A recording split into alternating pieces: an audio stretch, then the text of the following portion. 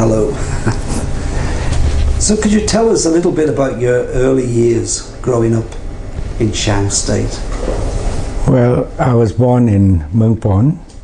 That's 38 miles east of Taunji, which is the capital of the southern Shan State. And at the age of 4, I was sent to a boarding school in Kalor, which is 50 miles from Mongpawn. And I was in that boarding school, which was St. Agnes Convent. Right. And I was in the kindergarten C. Then at the age of 5, I was in kindergarten B. And at the age of 6, I was in kindergarten A. Was that a British-run school, or? It's a Roman Catholic convent school. Convent school. Yeah. So nuns or? Nuns, yeah. Oh, so run by nuns, yeah. Did they have a big influence on your early years? Well, the only thing I remember was that the food wasn't what I liked. So I'd go to the kitchen and ask for some onions from the kitchen hands. Right. And I would have the raw onions with the food that they provided. What did they provide? Porridge? And I don't remember exactly what it was. Yeah. But it wasn't very tasty. It wasn't very tasty, yeah. So, and one more thing I remember about my days at that convent was that I took part in a concert. Right. And I was dressed in a velvet dress as a gentleman, an English gentleman. There was a young girl who was dressed, I suppose, as a maid, because I was asking her, what are you doing, my pretty maid? And that sort of thing. Yeah. But then, after 3 years there, the Japanese invaded Burma. Right. And I couldn't go on to that school. What year was that? Must be, let's see, I was 4 when I went there, 7, so 35 and 7, 1942. Right. Yeah, must be about 42. And was your family regarded as allies of the British?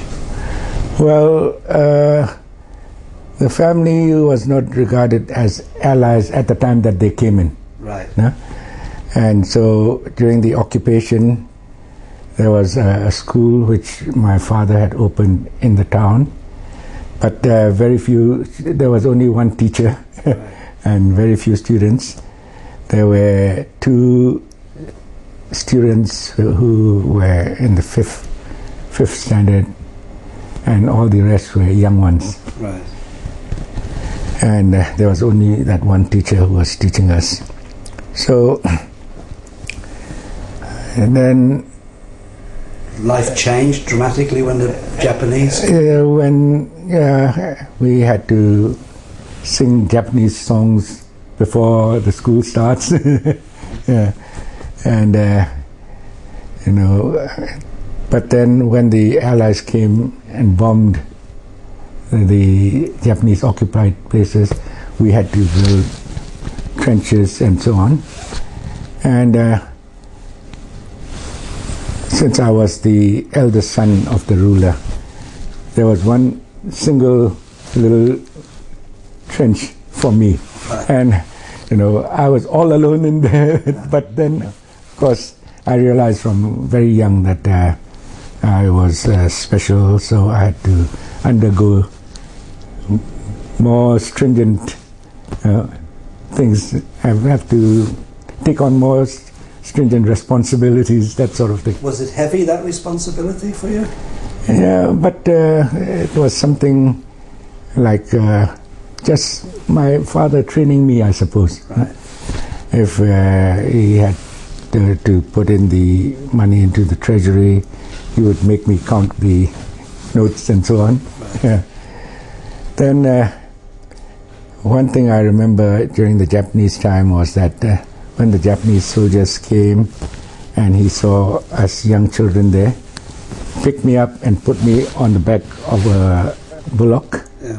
But the bullock went through the fence, and I fell off its back and I broke my left wrist. Right. Yeah. Painful memory. Yeah. Then when the Allies started coming back into Burma, the Japanese then suddenly tried to arrest all the rulers so that they would have a safe retreat out of the state. Right. And my father realized that this was going to happen, so we ran away from the city, ran up into the hills to high on the mountains where the Boers were living, and we didn't stay in the village itself. Right. We went and stayed outside the village. But the Japanese must have had spies about, because the day after we left that village, they entered the village. Right. But we had left already. Yeah. So they had an informers network. Yeah, they must have had some. Yeah. Were they very serious in trying to capture your family? I suppose so, but we were not the only family. Right. Other Shan Soba's families were also being hunted down and captured. It's just to, I suppose, just to ensure the safe retreat out of that state. Right. If they had the ruler with them, they realized that the subjects wouldn't attack that convoy which was leaving them. So we went to a place called Hoi Kut, and as you know, where the Shans live, there are always paddy fields. Right. And all the Americans had to do, the 101st Airborne Division, we call it 101, was to level the levees, and the planes could land in the paddy fields. Was that an exciting time? Well, we were there in the camp for just a few days, but there were lots of uniforms and chocolates and everything there in that camp. And then they summoned a spotter plane to take us out of there. My father was not the only one who arrived there. The Soba of Lok Sok and his family also arrived there at the same time. And then the spotter plane landed there, and we boarded it, my father, myself, and my elder sister. The younger ones remained with my mother in the Shan state, but in one of the other Bo villages far away from where we had run away. And the spotter pilot took off with us, but it still had to do its job, so it went to the front line where they were shooting each other, and it was reporting to the base camp where the enemies were. And we looked down and we could see the Japanese gunners, and we said, in an aeroplane. But then when we got to Lasho, we boarded a Dakota. The Dakota was a plane which carried paratroops, so it didn't have a door. Right. And the windows had little round holes like that. Yeah.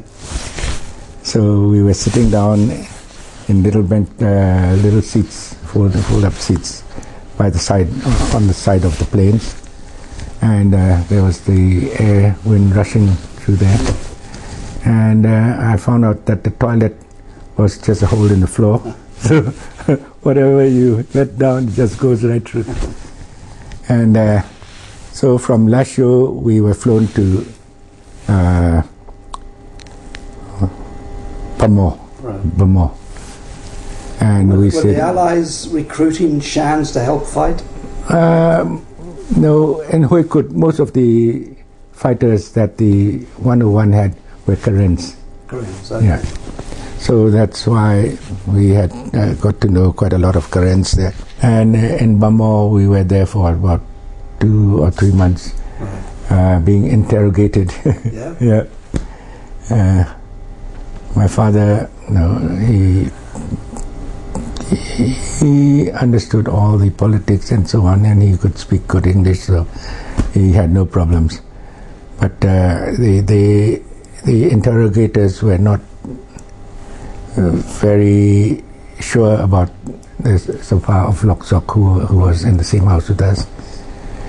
And we also shared this. Collaborator, did that? Yeah, they thought he could have been a collaborator, Right. but in the end he was also cleared. Right. And another Sawa who was there with us was the Sapa of Senwi,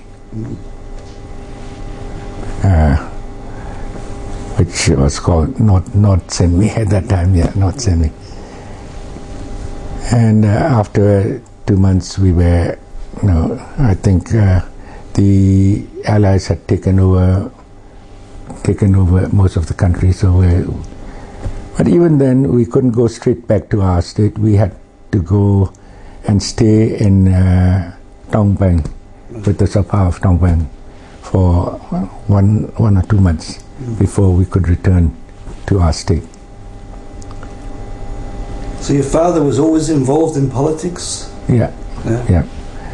So when Burma was about to be given independence, the Shan states and the Kaya states and the other areas called the frontier areas, which now form the Kachin state and the Chin state, they were ruled directly by the Governor General, not by the Burmese government. Yeah.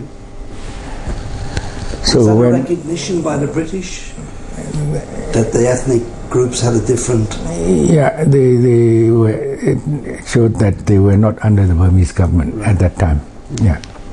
So when Burma was about to gain its independence, General Aung San tried to persuade the frontier areas to join with him in demanding the independence, so that the whole country will gain independence.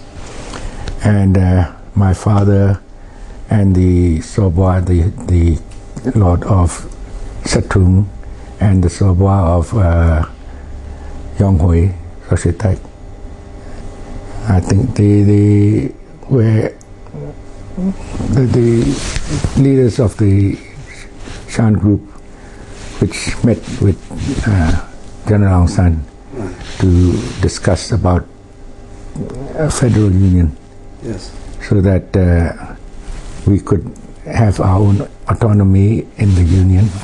That's the reason why the independent country came to be known as the Union of Burma, instead of just Burma. Did he welcome that idea, Aung San? Did he fight against it, or? No, he didn't. He was the one of the people who organized the first Panglong conference, so that the Burmese leaders could come and discuss things. But somebody must have been opposed to it. There were quite a number who were opposed to it, especially the lords of the bigger states. So there was quite a strong opposition. Yeah, but